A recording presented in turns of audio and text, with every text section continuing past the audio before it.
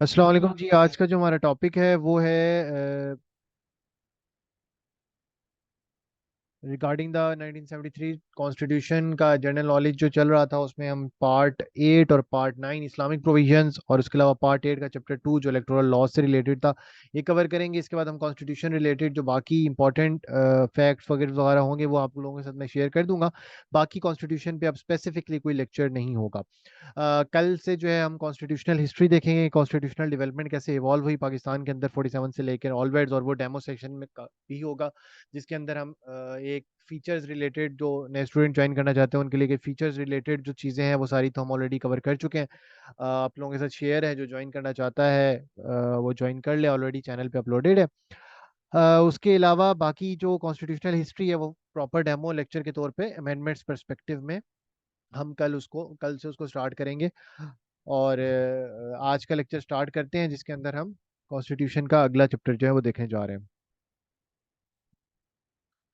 तो chapter 2 of the part 8 of the constitution जो है बेसिकली इलेक्टोरल लॉज और इलेक्शन इलेक्शन कमीशन के जो ऑपरेटिंग मैकेनिज्म्स है ना, उनसे डील करता है। और ये रेंज करता है जी आर्टिकल 222 से लेके आर्टिकल 226 तक। ठीक है, आर्टिकल 222 जो है वो डील करता है इलेक्टोरल लॉज से।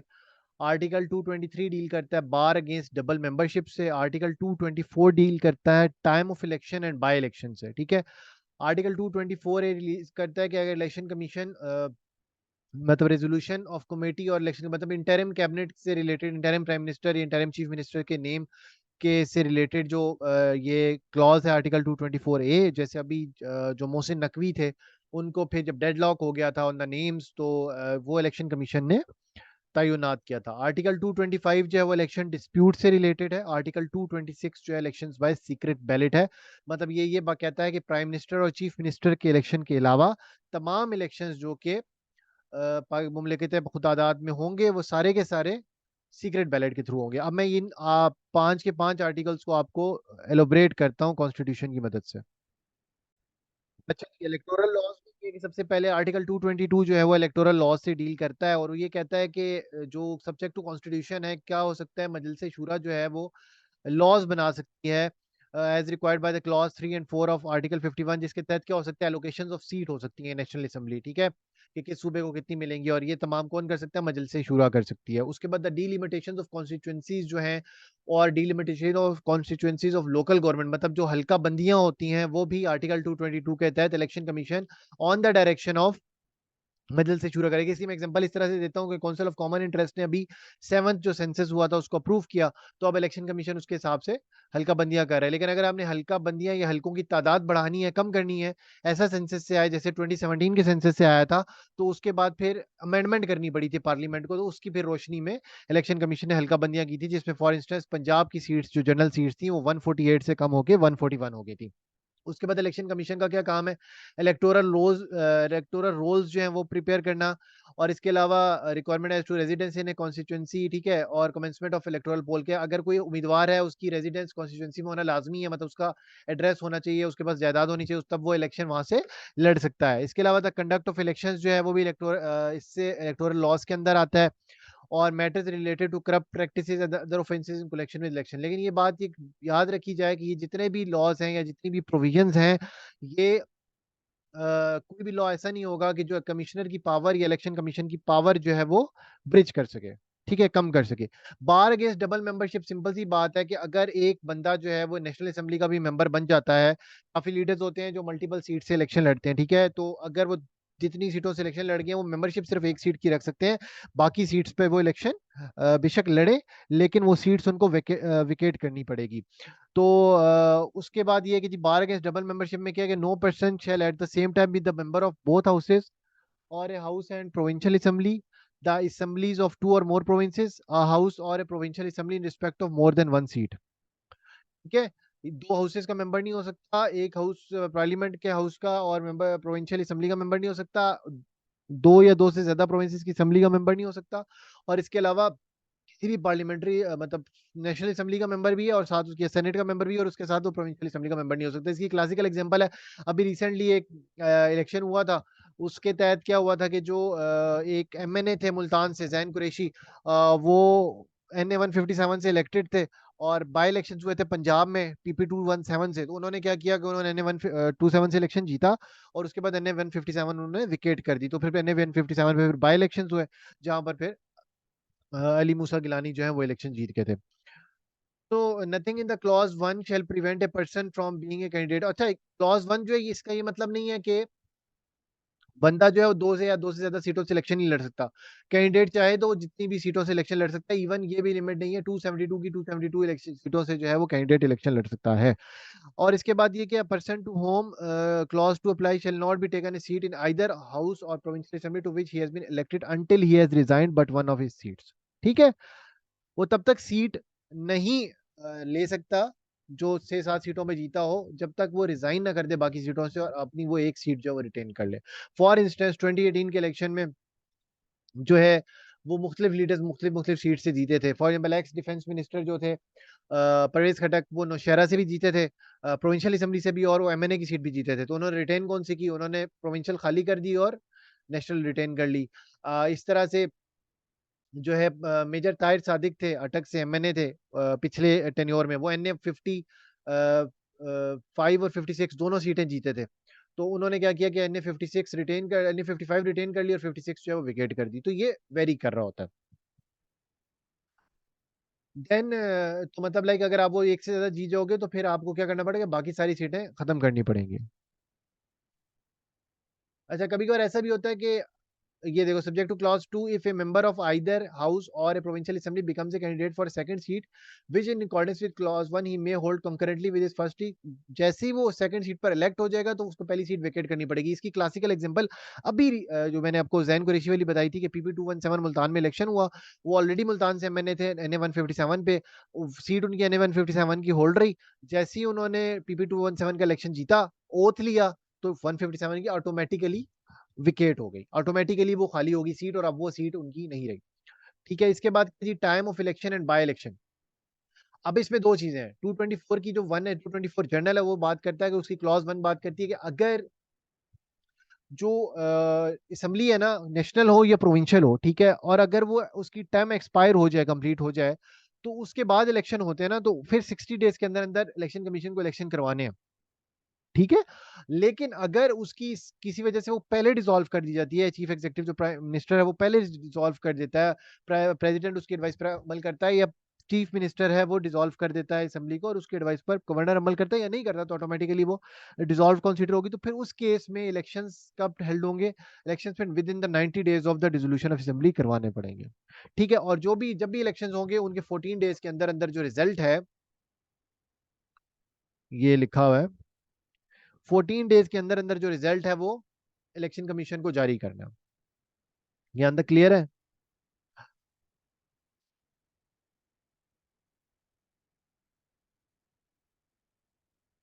अच्छा, इसके बाद क्या होता है कि जी प्राइम मिनिस्टर और चीफ मिनिस्टर जो होते हैं ना,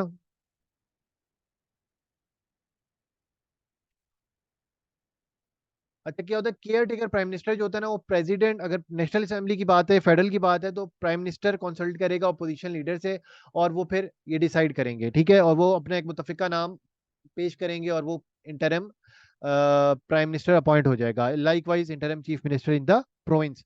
लेकिन अगर दोनों में इख्तलाफ आ जाता है, डेडलॉक आ जाता है, तो फिर क्या होगा, मामला चला जाएगा पार्लियामेंट्री कमेटी की तरफ से। उसमें कुछ मेंबर्स होंगे ट्रेजरी बेंच से, गवर्नमेंट के कुछ मेंबर्स होंगे।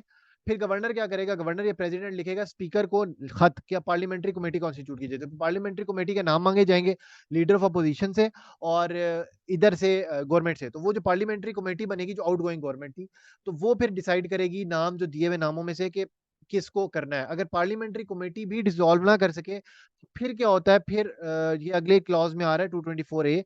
तो फिर क्या करता है, रेजोल्यूशन बाय कमेटी, अगर कमेटी भी नहीं कर पा रही तो इलेक्शन कमीशन फिर ये रिजॉल्व करेगा।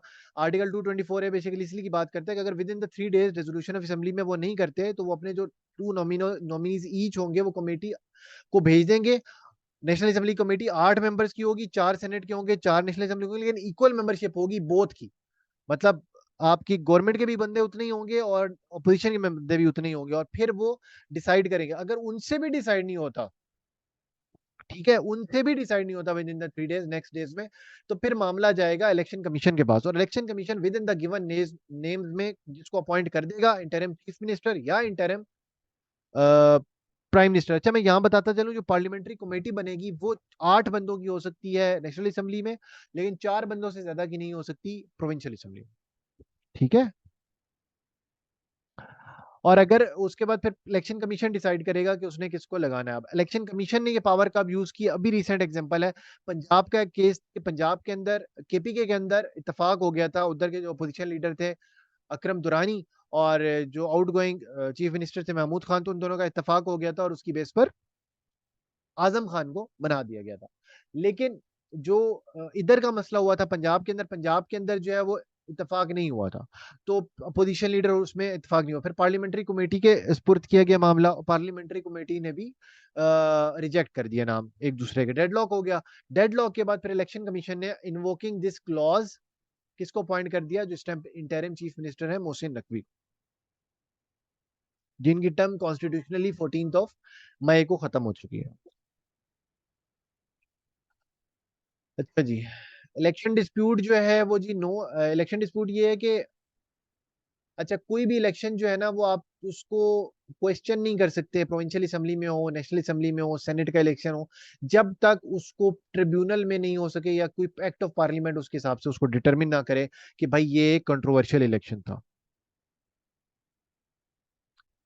इलेक्शन तब होगा, इलेक्शन डिस्प्यूट तब होगा जब कोई भी ट्रिब्यूनल में एप्लीकेशन जाएगी, और सीक्रेट बैलेट के तहत तमाम इलेक्शंस होते हैं other than chief minister and prime minister का, ये आर्टिकल 226 हमें कहता है।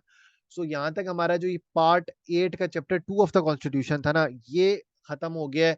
मतलब पार्ट 8 भी कवर हो गया पूरा भरा हमारा टोटलिटी में, पार्ट 7 भी पूरा डिटेल में कवर हुआ है, सिवाय हाई कोर्ट हमने थोड़ी सी स्किम की थी, उसमें भी मैंने जो इंपॉर्टेंट आर्टिकल था आर्टिकल 199 वो बड़ा आपको डिटेल में करा दिया था। और उसके बाद अब पार्ट 8 के चैप्टर 1 भी हो गया है, मंडे को किया था, चैप्टर 2 भी हो गया है।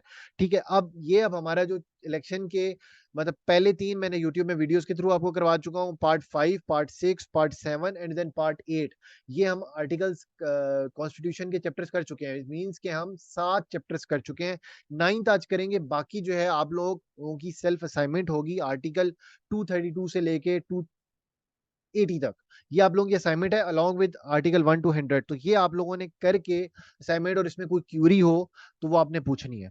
ठीक है, ये मैंने आप लोगों को एप्लीकेशन भी बता दी थी, ये फाइल भी आप मास्टर फाइल कॉन्स्टिट्यूशन की भी शेयर हो जाएगी आप लोगों के साथ। आपने आर्टिकल 232 to 280 पढ़ना है, कोई भी चीज समझ ना आए तो आपने पूछनी है। ठीक है जी, मैं ठीक है, पार्ट 9 रिलेट करता है जी, इस्लामिक प्रोविजन से रिलेट करता है। पार्ट 9 ऑफ द कॉन्स्टिट्यूशन कहता है कि जी आर्टिकल 227 से 231 तक है, और ये कहता है कि जी कोई भी लॉ जो है वो ऐसा नहीं बनाया जाएगा जो कि रिपग्नेंट हो कुरान एंड सुन्नत से या उससे मुतसादिम, और जो लॉज ऐसे हैं उनको कुरान और सुन्नत के धारे के हिसाब से उनको ढाला जाएगा वापस, जो थोड़े से कॉन्ट्रडिक्टरी है। ठीक है, आर्टिकल 228 कहता है कि इस्लामिक कौंसिल होगी, मतलब इस्लामी नजरियाती कौंसिल जिसको कहते हैं। आर्टिकल 229 ये कहती है कि रेफरेंस मजलिस शूरा भी भेज सकती है, सदर पाकिस्तान भी भेज सकता है, किसको भेज सकता है, इस्लामिक कौंसिल को, कि भाई आप बताएं कि ये जो नया लॉ है, ये प्रपोज लॉ है, कुरान और सुन्नत से मुतसादिम तो नहीं है। जैसे अभी हमने देखा होगा कि वो जो ट्रांसजेंडर एक्ट था, ठीक है, उसको फेडरल शरीयत कोड और इस्लामिक आइडियोलॉजी काउंसिल ने जो है वो रिपग्नेंट टू इस्लामिक डॉगमास करार दिया था, इस्लामिक बिलीव या इस्लामिक सिस्टम से मुतसादिम करार दिया था।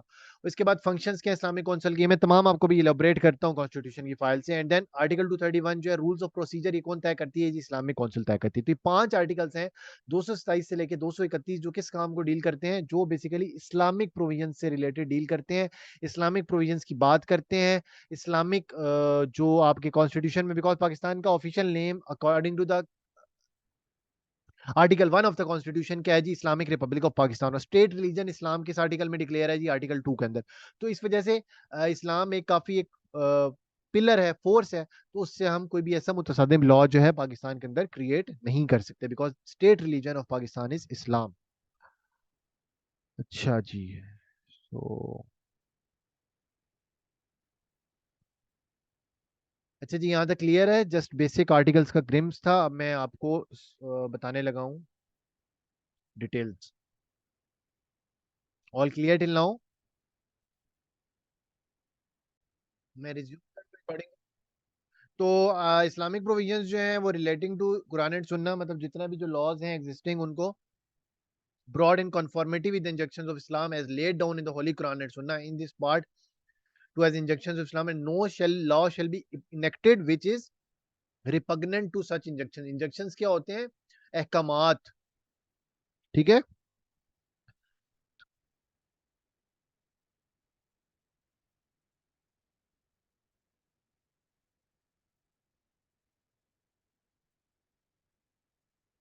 कुरान एंड सुन्ना shall mean the Quran and Sunnah as interpreted by the sect. किसी सेक्ट से रिलेटेड होगा तो फिर उस सेक्ट के हिसाब से बात की जाएगी। कुछ स्पेसिफिक इंजेक्शन है क्योंकि कुछ चीजों पे आगे कई इख्तलाफ भी हैं, तो इस वजह से ये चीज लिखी गई है एक्सप्लेनेशन में। और जो इसके effect shall be given to the provision clause 1 only in the manner provide nothing in this part shall affect the personal laws of non-Muslim citizens or their status as citizen। ये इनमें से कोई law जो है वो personal laws of non Muslim citizen या उनके status as citizen से कोई इफेक्ट नहीं करेगा, ये आर्टिकल 227 कहता है। सिंपल सी बात है, अगर आप बात करना चाहें इवन इस्लामियात का पेपर दे रहे हैं तो वहां पे भी आप बात कर सकते हैं कि जी कोई भी लॉ इस्लामी कानून से मुतसादिम नहीं बनाया जाएगा, ठीक है, वहां कर सकते हैं। इसके अलावा वैसे अगर वो आपसे इस्लामिक आइडियोलॉजी काउंसिल का इंस्टीट्यूशन पूछ लेता है भाई पाकिस्तान के अंदर इस्लामिक प्रोविजन क्या है, कभी बार डायरेक्टली पूछ लेता है कि Islamic provisions in the constitution of 1973, तो बेसिकली तो 227 से 231 है, लेकिन कुछ प्रिंसिपल्स ऑफ पॉलिसी भी हैं जो मैं पहले आपको बता चुका हूँ, जो कि यूट्यूब की वीडियो पे मौजूद है, आर्टिकल 29 से आर्टिकल 40 के बीच में। तो जैसे रिबा एक्सप्लॉयटेशन को खत्म करना, ये सारी चीजें जो है, तो इस वजह से आपको काफी सिलेक्टिव होकर रहना है। जब कभी कभार स्पेसिफिक क्वेश्चन जब वो पूछता है ना, ये स्पेसिफिकली जो आपके प्रोविंशियल एग्जाम्स होते हैं ना, तो उनके अंदर अगर फॉर एग्जाम्पल किसी का पॉलिटिकल साइंस है तो उधर, या कोई और सब्जेक्ट है वहां स्पेसिफिक हो जाता है, वो कभी कभार पाकिस्तान अफेयर टाइप के सब्जेक्ट में वहां स्पेसिफिक हो जाता है। वहां स्पेसिफिक वो फंडामेंटल राइट्स पूछ लेगा आर्टिकल 8 से 28 तक, प्रिंसिपल ऑफ पॉलिसी बता दो जी आर्टिकल 29 से 40 तक, सही है। जुडिशरी का, हाई सुप्रीम कोर्ट का क्या है जी, सुप्रीम कोर्ट की जुरिस्डिक्शंस बता दें, ओरिजिनल है जी, एडवाइजरी है, एपेलेट है, मैं करवा चुका हूँ। हाई कोर्ट की जी रेट पावर बता दें, वहाँ बड़ा स्पेसिफिक हो जाएगा। सुप्रीम जुडिशियल कमीशन जो होता है उसका जी फंक्शन बता दें, तो वहां बहुत स्पेसिफिक रहता है वो examiner as compare to central level exam जो है। अच्छा जी, composition etcetera of Islamic council क्या है जी, there shall be constituted within 90 days of commencing of council of Islamic ideology, और इसको इस्लामिक काउंसिल कहते हैं। इसमें सच मेंबर्स होंगे जो not less then 8 and not more than 20, 8 बंदे हो सकते हैं कम से कम, और ज्यादा से ज्यादा 20 हो सकते हैं, और इनको प्रेसिडेंट करेगा अपॉइंट, और इनको प्रिंसिपल्स होगा knowledge of philosophy of Islam की, जैसे कुरान और सुन्नत के हिसाब से लिखा गया, ठीक है। और इसके अलावा पाकिस्तान के इकोनॉमिक पॉलिटिकल लीगल और एडमिनिस्ट्रेटिव प्रॉब्लम्स का भी उनको बखूबी अंदाजा होगा।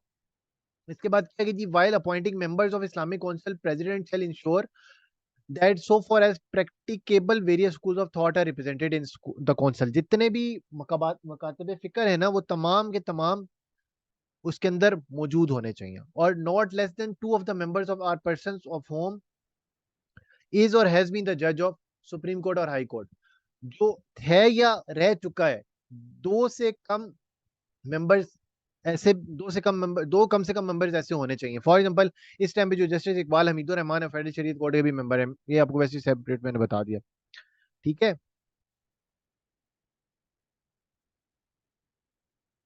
ये सबसे इंपॉर्टेंट बात है, इस्लामिक काउंसिल के अंदर कम से कम 1/3 मेंबर्स वो होने चाहिए, मतलब 20 अगर आपके 18 हैं फॉर एग्जांपल, तो 6 मेंबर्स ऐसे होने चाहिए कि जो कम से कम 15 साल इस्लामिक रिसर्च इंस्ट्रक्शन पर कर चुके हो, और एक मेंबर एटलीस्ट वुमेन होनी चाहिए, कम से कम, ज्यादा हो सकती है लेकिन at least one member. I think so इसकी थोड़ी अमेंडमेंट की जरूरत है और उसको थोड़ा बढ़ाना चाहिए। The president shall appoint one of the members of the Islamic council to be the chairman therefore, जारी बात है एक मेंबर जो है वो चेयरमैन बना दिया जाएगा प्रेसिडेंट का, ठीक है। तो ये इस्लामिक काउंसिल के बारे में है, ठीक है। और जो मेंबर ऑफ इस्लामिक काउंसिल है वो 3 साल के लिए ऑफिस में रहेगा, उसके बाद फिर उसकी तब्दीली हो जाएगी। कोई मेंबर है वो रिजाइन कर सकता है प्रेसिडेंट को लिखकर लेटर, या फिर क्या कर सकता है कि उसको प्रेसिडेंट रिमूव कर सकता है अगर कोई रेजोल्यूशन पास हो जाए majority of the total membership of the Islamic council. इस्लामी नजरियाती काउंसिल के अगर मैक्सिमम लोग पास कर दें तो फिर क्या होगा, उसके अगेंस्ट रेजोल्यूशन, तो वो फिर प्रेसिडेंट उसकी रोशनी में उनको निकाल देगा।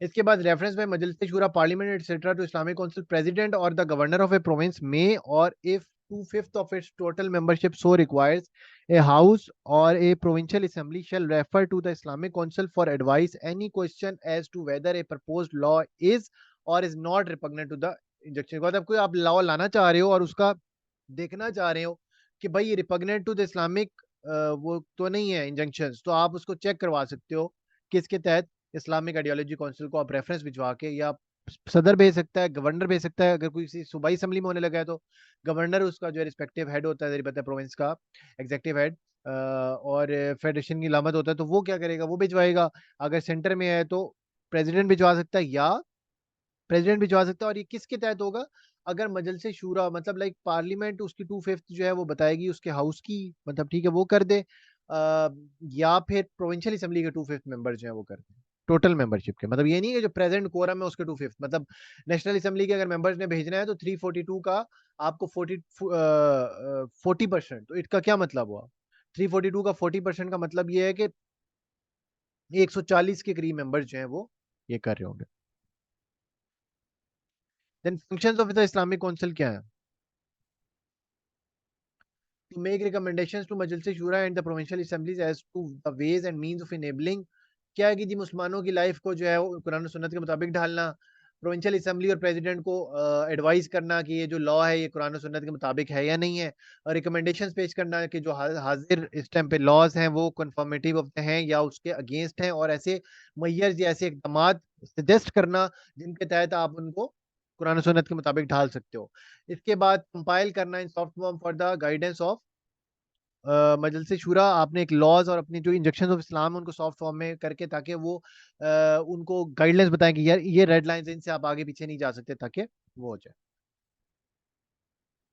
आर्टिकल 229 के तहत अगर क्वेश्चन रेफर्ड बाय हाउस होता है तो उसको बात, तो ये मैंने तमाम चीजें आपको एक्सप्लेन कर दी कि ये बेसिकली इस्लामिक आइडियोलॉजी काउंसिल का फंक्शन क्या है, कि उसने कुरान और सुन्नत के मुताबिक तमाम आपके जो इकदामात है, तमाम आपके कवानीन है उनको उसने डालना है। आर्टिकल 231 क्या है कि प्रोसीडिंग ऑफ इस्लामिक काउंसिल जो है वो rules of procedure made by the council, वो कैसे होंगी, कौंसल अपने बारे में जो रूल्स ऑफ प्रोसीजर बनाएगी उनके तहत with the approval of president, सदर पाकिस्तान के अप्रूवल के मुताबिक कौंसल जो अपने लिए बनाएगी रूल्स, उसके तहत जो है वो रूल्स ऑफ प्रोसीजर बनाए जाएंगे। So now again moving toward the slide. तो आज का जो हमारा लेक्चर था ना, बेसिकली मैंने आपके साथ अच्छे खासे चैप्टर्स डिस्कस कर लिए हैं, तो यहाँ तक ही था। कोई क्वेश्चन पूछना है तो पूछ लें।